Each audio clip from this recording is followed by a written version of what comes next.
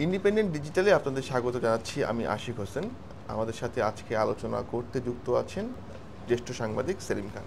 সেলিম খান, আপনাকে স্বাগত জানাচ্ছি। প্রথমেই এর আগে একবার আমরা আলোচনা করেছিলাম যে জার্মানির অর্থনীতি কি তলানির দিকে যাচ্ছে কিনা এটা নিয়ে, এবং এখন কিন্তু শোনা যাচ্ছে যে জার্মানি ইউরোপীয় ইউনিয়ন এবং ইউরো থেকে বেরিয়ে আসতে পারে। এই বিষয়টি কিন্তু জোরে সোরে শোনা যাচ্ছে। আসলে কি জার্মানি বেরিয়ে যাবে? শুনুন, গতদিন আমরা আলোচনায় বলেছিলাম যে জার্মানি একদিকে অর্থনৈতিক দুরবস্থার মধ্যে পড়েছে কিছুটা, তার সঙ্গে সঙ্গে তাদের রাজনৈতিক এবং সামাজিক অস্থিরতাও তৈরি হয়েছে। কিন্তু রাজনৈতিক অস্থিরতার কথা যদি বলি, তো রাজনৈতিক অস্থিরতা যে সরকার এখন চলছে ওলফ শোলজের, সেই সরকার কিন্তু সংখ্যাগরিষ্ঠতা হারিয়ে পড়ে গেছে। আগামী 23 ফেব্রুয়ারি অন্তর্বর্তী নির্বাচন হবে। এই অন্তর্বর্তী নির্বাচনের মাধ্যমে ঠিক হবে যে পরবর্তী সরকারকে গঠন করতে চলেছে। এই ভোটকে কেন্দ্র করেই কিন্তু এই যে আপনি বললেন যে জার্মানি কি ইউরোপ থেকে ইউরোপীয় ইউনিয়ন বা তাদের কারেন্সি হিসাবে ইউরো থেকে বেরিয়ে আসবে, এইটা কিন্তু তারপর থেকে আলোচনা শুরু হয়েছে। শুরুটা কেন? শুরুটার গোড়াটাও কিন্তু ওই একই জায়গায়, যে অর্থনৈতিক দুরবস্থা বাড়ার সঙ্গে সঙ্গে কিন্তু দেশে দেশে গতদিন আমরা আমাদের আলোচনায় বলেছিলাম যে দক্ষিণপন্থা রাজনীতি কিন্তু শক্তিশালী হয়ে ওঠে। এই দক্ষিণপন্থার রাজনীতি শক্তিশালী জার্মানিতেও হয়ে উঠছে এবং এটা দিনে দিনে জনপ্রিয় হয়ে উঠছে। আমি যদি বলি যে এই যে দক্ষিণপন্থী দল জার্মানির, যেটি অল্টারনেটিভ ফর ডয়েচল্যান্ড, এএফডি বলা হচ্ছে, এই অল্টারনেটিভ ফর ডয়েচল্যান্ড এরা কিন্তু আপনার যদি দেখেন গত ফেব্রুয়ারি মার্চ এদিকেও 17-18% এদিকে ছিল। এখন কিন্তু এই মুহূর্তে সর্বশেষ আমি যেটা দেখলাম তাতে তাদের যদি এই মুহূর্তে ভোট হয় প্রায় 20% ভোট পাওয়ার কথা। তো এই যে 20% ভোট পাওয়ার কথা, তার মানে তাদের জনপ্রিয়তা কিন্তু বাড়ছে, অর্থাৎ তাদের কথা লোক নিচ্ছে। আর তারা কি বলেছেন? তারা তাদের ম্যানিফেস্টোতে জোরে সোরে বলছেন যে আপনার যে ইউরোপীয় ইউনিয়নে আমরা থাকবো না, 2 নম্বর হচ্ছে ইউরো আমাদের মুদ্রার দরকার নেই, আমরা আগে আমাদের যে জার্মানির যে রাজনৈতিক ভূখণ্ড, যে বাউন্ডারি, সে বাউন্ডারির মধ্যে থাকবো, আমরা আমাদের নিজস্ব মুদ্রা চাই, আমরা রাশিয়ার সঙ্গে চুক্তি করতে চাই এবং রাশিয়ার গ্যাস আমাদের জন্য প্রয়োজন, এই রাশিয়া আমরা এই ব্যাপারে কারণ নিষেধাজ্ঞা মানব না। তার সঙ্গে যদি ইউরোপীয় ইউনিয়ন হোক আর আমেরিকা হোক, কেউ যদি এই বিষয়ে দ্বিমত পোষণ করে তাহলে তার সঙ্গে আমরা নেই। এই ধরনের একটা কথা কিন্তু তারা জোরে সোরে বলছেন। এবং এটা পুরোটাই কি আপনি বলতে চাচ্ছেন যে আপনার কাছে মনে হচ্ছে যে এটা পুরোটাই রাজনৈতিক কারণে এই কথাটা উঠছে? মানে এটার কোনো ভিত্তি কি এখনো তৈরি হয়নি নাকি? ভিত্তিটা হচ্ছে অর্থনৈতিক আর সিদ্ধান্তটা তো রাজনৈতিক।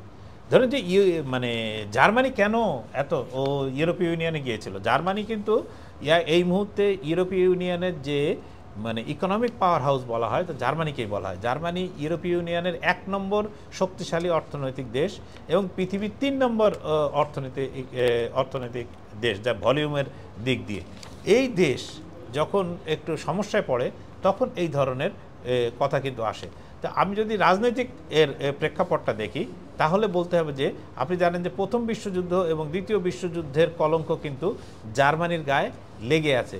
এই কারণে জার্মানির যারা প্রতিবেশী, যারা তার আশপাশের দেশ, একটু দূরবর্তী দেশ, তারা কেউই জার্মানিকে ওইভাবে বিশ্বাস করে না। বিশেষত ব্রিটেন, ফ্রান্স, যারা বহু আগে থেকে মানে জার্মানির আগে থেকে প্রতাপশালী, তারা কিন্তু তাকে বিশ্বাস করে না বা বিশ্বাস করতো না।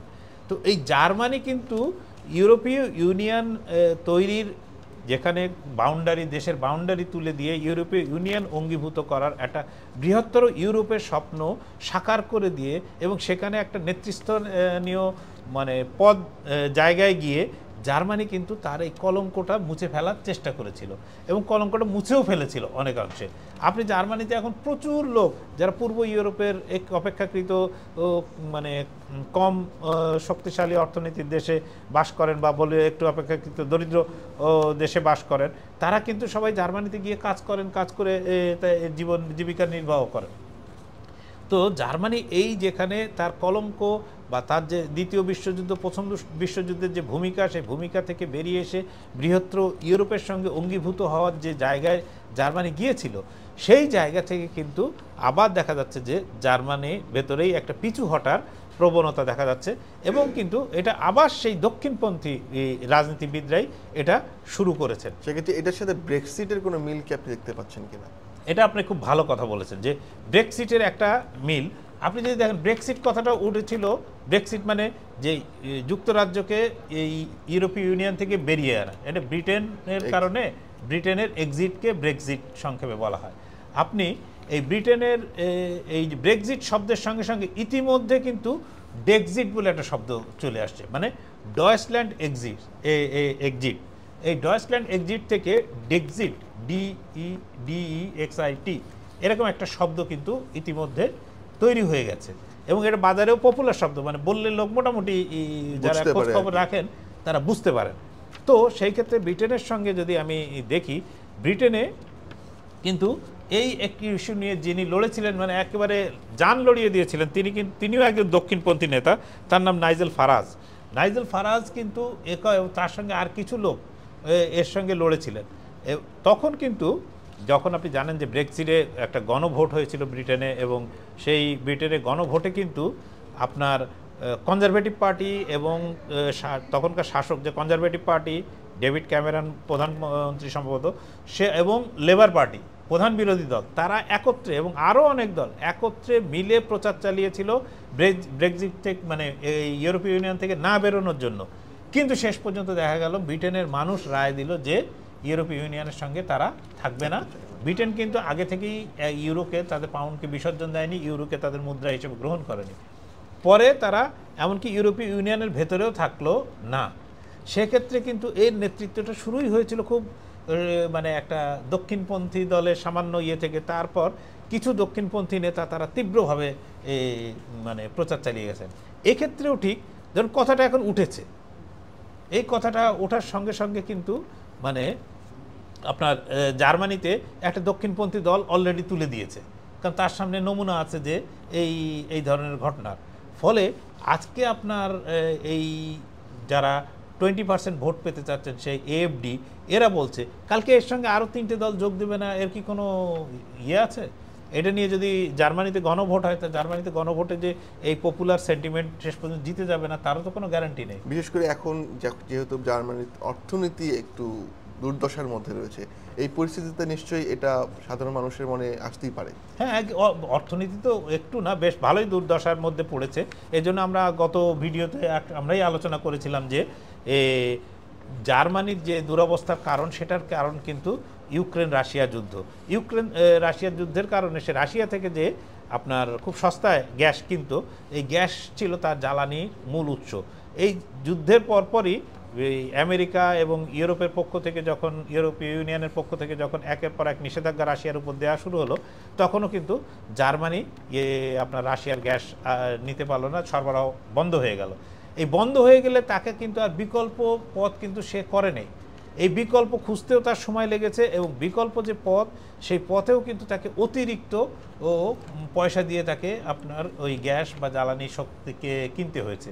ফলে জ্বালানি শক্তি এক ধাপে প্রায় মানে ডাবল ট্রিপল হওয়ার মতো হয়ে গেছে। সেক্ষেত্রে জার্মানির সমস্যা হলো, জার্মানি তো মূলত আপনার অটোমোবাইল, হাইলি মানে কি বলবো, উচ্চ প্রযুক্তির যে মেশিনারি, সে মেশিনারি আপনার কেমিক্যাল, এইসব শিল্পের প্রতি, এই শিল্পের উপরই কিন্তু নির্ভরশীল।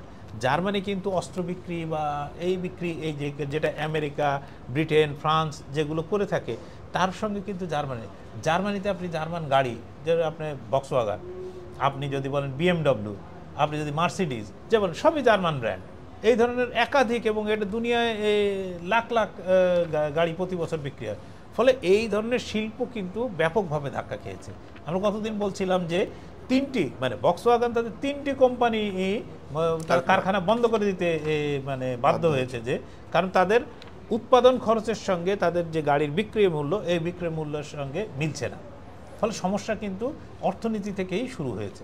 সেক্ষেত্রে এখন যদি জার্মানি, আপনি বলছিলেন যে ইউরোপের পাওয়ার হাউস হিসেবে পরিচিত, সেই জার্মানি যদি ইউরোপ থেকে বের হয়ে যায়, তাহলে আসলে ইউরোপীয় ইউনিয়ন কি আসলে থাকবে, বা ইউরোর ভবিষ্যৎটাই আসলে কি হবে? এইটা একটা তো মানে গুরুত্বপূর্ণ কোশ্চেন, যে যদি ইউরোপীয় ইউনিয়নে কি প্রত্যেকটা অ্যাসোসিয়েশন, এই যে বড় বড় ধরেন দেশ বলেন, যে কোনো অ্যাসোসিয়েশনের 2-3টা 4টা শক্তিশালী মেম্বার লাগে। যেরকম ধরেন যে জাতিসংঘে 5টা কিন্তু কোর মেম্বার আছে, যাদের ভেটো পাওয়ার আছে, শক্তিশালী মেম্বার। আরও অনেক বড় বড় দেশ আছে যাদের নেই। ঠিক একইভাবে ইউরোপীয় ইউনিয়নে কিন্তু যখন এটা গঠিত হয়, তখন কিন্তু আপনার ব্রিটেন বা যুক্তরাজ্য যদি বলি, যুক্তরাজ্য, ফ্রান্স এবং জার্মানি এরাই কিন্তু নেতৃত্ব দিয়েছিল এবং এরাই শক্তিশালী ছিল। এখন যদি যুক্তরাজ্য ইতিমধ্যে বেরিয়ে গেছে, জার্মানি বেরোনোর চিন্তাভাবনা করছে বা সেখানে এক ধরনের আলোচনা শুরু হয়েছে, তাহলে শুধু বাকি থাকে ফ্রান্স। এবং শুধু এইখানে না, মানে জার্মানি না, ইউরোপের যারা সদস্য দেশ ইউরোপীয় ইউনিয়নের, তাদের কিন্তু দেশে দেশে এই আলোচনা শুরু হয়েছে যে আমরা ইউরোপীয় ইউনিয়ন থেকে বেরিয়ে আবার আগের ফরম্যাটে ফিরে যাই, আমরা আমাদের দেশ আমাদের মতো থাকুক, আমরা নিজেদের সিদ্ধান্ত নিজেরা নেব, ওইসব ইউরোপীয় ইউনিয়ন এসবের নিয়মকানুনের দরকার নেই, আমাদের মুদ্রা আমাদের থাক। এক ধরনের দক্ষিণপন্থী যাত্রাভিমান, যেটা একটা জিঙ্গোইজম তৈরি করার কিন্তু পুরো ইউরোপ জুড়ে চেষ্টা চলছে। এমনও হতে পারে যে এটা কোনো বিচিত্র না যে 5-10 বছরের মধ্যে, 10 বছর কিংবা 20 বছরের মধ্যে দেখা যাচ্ছে ইউরোপীয় ইউনিয়ন বলে আসলে আর সেই জিনিস এক্সিস্ট করে না, যে জিনিসটা এতদিন ছিল। তো এইরকম যদি হয় যে ব্রিটেনের পরে যে জার্মানি যদি বেরিয়ে যায়, তাহলে জার্মান যদি ইউরো থেকেও বেরিয়ে যায়, তাহলে এই ইউরোর সক্ষমতা কমে যাবে, একেবারেই সক্ষমতা কমে যাবে।